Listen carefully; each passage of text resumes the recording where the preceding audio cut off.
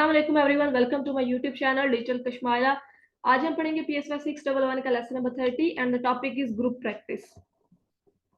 अब group practice क्या होती है? पहले हमने अब तक पढ़ते आए हैं कि इंडिविजुअली आप क्लाइंट को किस तरह हैंडल करते हैं, ठीक है, कि आप किसी भी एक क्लाइंट को इंडिविजुअली उसका ट्रीटमेंट कर रहे हैं। लेकिन यहाँ पे क्या होता है कि ग्रुप प्रैक्टिस होती है, आप बहुत सारे लोगों का एक साथ ट्रीटमेंट करते हैं और बहुत सारे साइकोलॉजिस्ट मिलकर उनका ट्रीटमेंट करते हैं। अब इसके कुछ एडवांटेजेस भी हैं और कुछ डिसएडवांटेजेस भी हैं।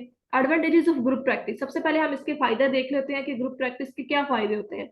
Financial benefits of group practice, इसके कुछ फाइनेंशियल बेस पे भी इसके कुछ बेनिफिट्स होते हैं ग्रुप प्रैक्टिस के।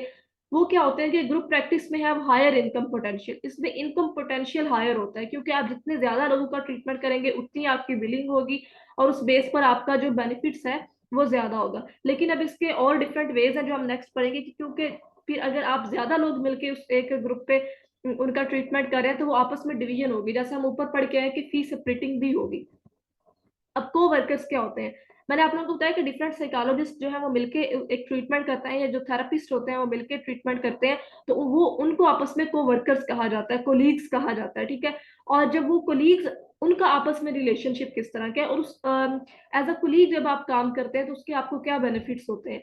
उसमें बेनिफिट्स ये आ जाता है कि अगर कोई भी एक थेरेपिस्ट है, वो खुद बीमार हो गया, ठीक है, इलनेस का शिकार हो गया, जिसकी वजह से आप अगर अकेले होंगे, आप अपनी तरफ से एक ट्रीटमेंट कर रहे हैं, तो आपको अपने क्लाइंट को रेफर करना पड़ेगा या उसके ट्रीटमेंट को सस्पेंड करना पड़ेगा। तो ग्रुप प्रैक्टिस में ये होता है कि आपको रेफर नहीं करना पड़ता, सस्पेंड नहीं करना पड़ता, आप इजीली किसी और के हैंड ओवर कर देते हैं अपने क्लाइंट को, जो भी आपके साथ आपका दूसरा कोलीग होता है, ठीक है। एक तो उसका ये बेनिफिट हो गया एंड द नेक्स्ट इज कि client would not need to worry, client को किसी भी किस्म की परेशानी का मसला नहीं होता कि उसको अनफेमिलियर लोकेशंस की वजह से या उसे मतलब एक एक क्लाइंट जो आपके पास आ रहा है जो पहले ही किसी ना किसी बीमारी का शिकार है, मजीद आप उसको रेफर करते रहें, आप उसकी ट्रीटमेंट को सस्पेंड करते रहें, उसको एक मजीद पोटेंशियली स्ट्रेस दिया जाए, ठीक है।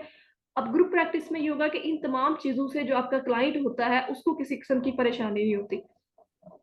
And the next is shared responsibility of the business side, skilfully managing a business. आप अपने बिजनेस को स्किलफुली जब मैनेज करते हैं, बेशक वो एक छोटे लेवल पे है या उसमें जो टैलेंट्स की जो जरूरत होती है वो ज्यादा ही होती है, और उसमें आप एक जब भी एक ग्रुप प्रैक्टिस कर रहे हैं तो आप जितने भी थेरेपिस्ट को हायर करेंगे वो हाईली टैलेंटेड होने चाहिए, ठीक है, ताकि वो इन तमाम चीजों को मैनेज कर सके। और मैनेज करने में क्या चीजें आती हैं कि managing the taxes, insurance payments and any legal issues that come up, just to name a few, ठीक है।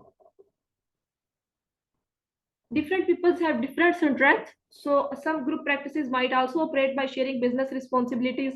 बिजनेस रिस्पॉन्सिबिलिटीज होती हैं जो एक दूसरे के साथ जो है वो कॉपरेट किया जाता है, और डिफरेंट जब लोग होते हैं तो उनकी डिफरेंट स्ट्रेंथ होती है और वो डिफरेंट तरीके से ग्रुप प्रैक्टिसेस में अपनी रिस्पॉन्सिबिलिटीज को हैंडल करते हैं, जिसपे बिलिंग आ गई और पर्सनल इंटरेस्ट पे डिपेंड करता है।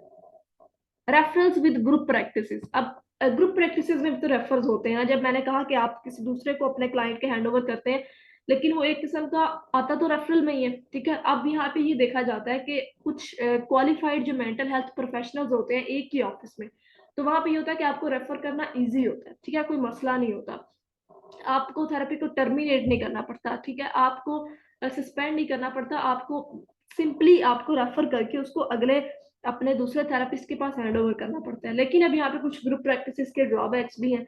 अब क्या ड्रॉबैक्स है कि अगर कोई भी थेरेपिस्ट है वो किसी भी निश या प्रैक्टिस में, इसमें वो अगर कम स्पेशलिटी रखता है, उसकी डिमांड नहीं है इतनी, उसमें वो थेरेपी को स्टेब्लिश करने जा रहा है, तो उसको कोई ना कोई प्रॉब्लम होगा, उसके लिए आसान नहीं होगा कि उस प्रैक्टिस को पे काम करे जब तक उसके पास उसकी कंप्लीट स्किल नहीं होगी, ठीक है। और इसमें फिर कुछ जो क्लाइंट होती है ना उसकी चॉइस कम होती है, आप ग्रुप प्रैक्टिस में ही डिपेंड करता है कि वो ग्रुप प्रैक्टिस में जा रहा है तो उसको कौन सा थेरेपिस्ट जो है उसको ट्रीट करेगा। उसमें और भी बहुत सारे फैक्टर्स में रेवेन्यू और प्रॉफिट के मसले आ जाते हैं, क्रिटिकल इश्यूज होते हैं थेरेपिस्ट के क्लाइंट को रेफर करते हुए, और फिर कुछ रेफरिंग पार्टीज होती है जिनका लिंक होता है आपस में, ठीक है।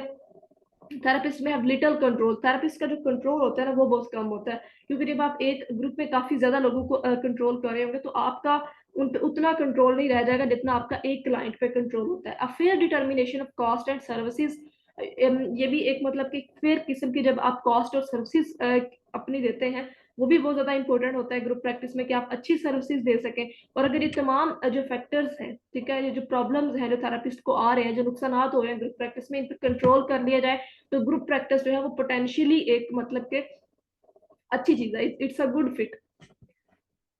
So here lesson number 30 is ended. अगर आप लोग कुछ भी समझ नहीं आया आप लोग कमेंट बॉक्स से पूछ सकते हैं। मिलते हैं इंशाल्लाह नेक्स्ट लेक्चर में। अपना ख्याल रखिएगा। खुदा हाफिज।